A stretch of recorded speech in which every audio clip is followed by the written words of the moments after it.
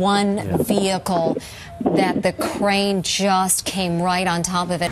This is like 1 block from here.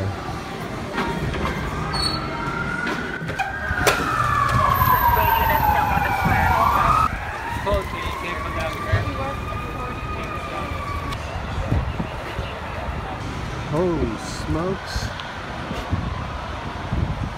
That's the crane. Somebody just told me that that's where it was and it fell this way.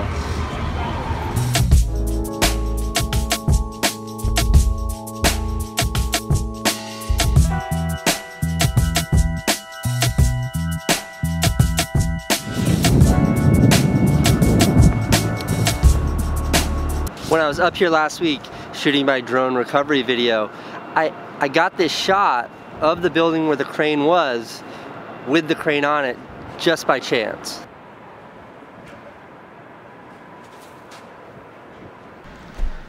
And that's it, that was the whole shot. Here's what it looked like this morning with the crane gone. There's the crane there.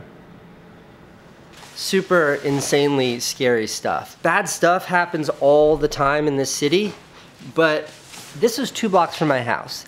In every vlog where you see Francine and me, or Candace, Francine and me, walking to Whole Foods, we walk down the street that this crane fell on. All those shots you see on the news of the crane smashing through cars, those are the cars we walk past to get to the grocery store. All right, let's lighten up the vlog a little bit.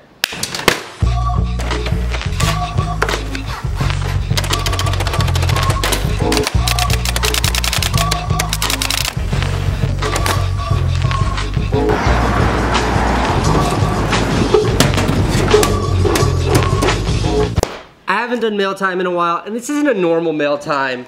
I don't have nice things. I don't have nice things because I break everything. I can't have a fancy car because I'd destroy it. Instead, I drive the toughest vehicle I can find, a busted up Jeep. Even the camera equipment that I own is all broken. I don't wear fancy clothes. I don't have like any jewelry. My glasses look like this.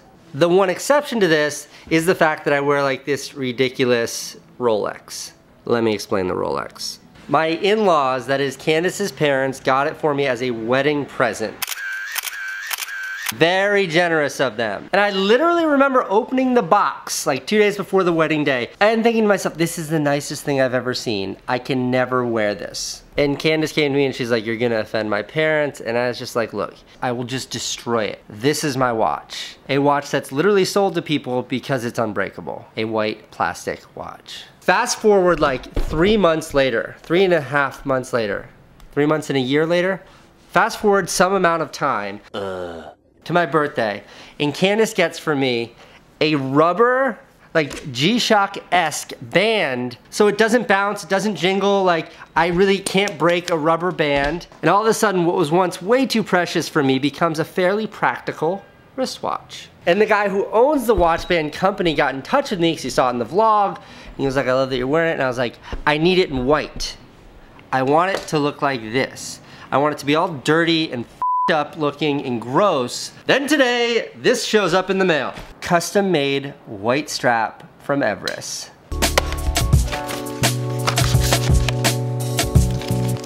Ooh.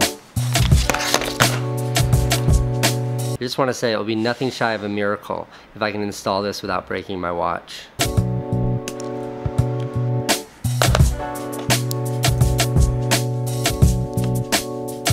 Whoa. Mike, this is awesome. Thank you. This is not a paid promotion or anything, but if you want a fancy rubber band for your fancy watch. Okay, back to mail time. I know what's in these next mail time boxes, so before I open them, a quick story. Right after I posted the snowboarding in New York City movie, some guy commented or tweeted at me and he said, way to totally screw up your snowboard, bag.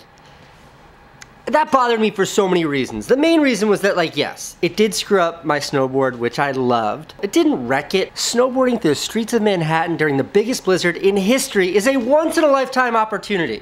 And to not do that because I'm worried about something like scratching my snowboard just seems so, like, sort of thinking, like, how short-minded are you, kid who commented on my YouTube video? Okay. Now I can open the next mail time package. Because I'm pretty sure I know what it is. Yeah.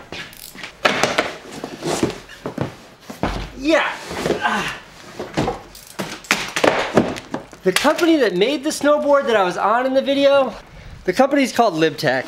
They make my favorite snowboard. They saw the video and they just sent me 3 brand new snowboards. Firstly, thank you, Libtech. And second, the moral of the story is opportunity and experience always trumps material possessions. And at the end of the day, if you do something that you're that passionate about, like something that is that, I mean, come on, snowboarding in New York City, that like the universe will make it right. In this case, the universe is the snowboard manufacturers, and they made it right by sending me 3 new ones.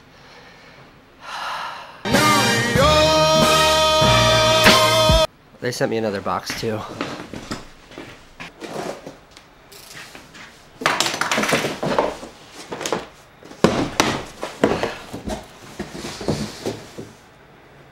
A surfboard! Thanks, Libtech! Libtech. All right, this is a little abstract, but bear with me. Every time in my life where I've had to kind of ignore the consequences and go for it, for the most part, it's worked out. I'm thinking specifically like, first time I maxed out my credit card to buy a video camera. Really stupid thing to do, never max out your credit card. But if I hadn't done it, I may not have ever gotten into filmmaking. When I quit my job as a dishwasher because I wanted to move to, if I hadn't quit that job, like what would have happened? But the other side of the coin is like, don't max out your credit card, that's really stupid because. Don't quit your job, that's really stupid because. Don't snowboard through the streets, that's really stupid because. There are always really good reasons not to do things. But like if you really believe that it's something you have to do, the universe has a way of making it okay.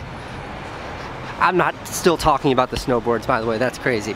But they're a good example of what I'm trying to talk about.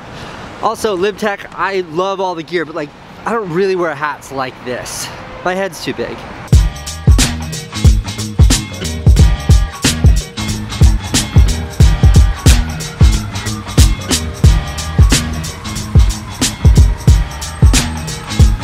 New York City.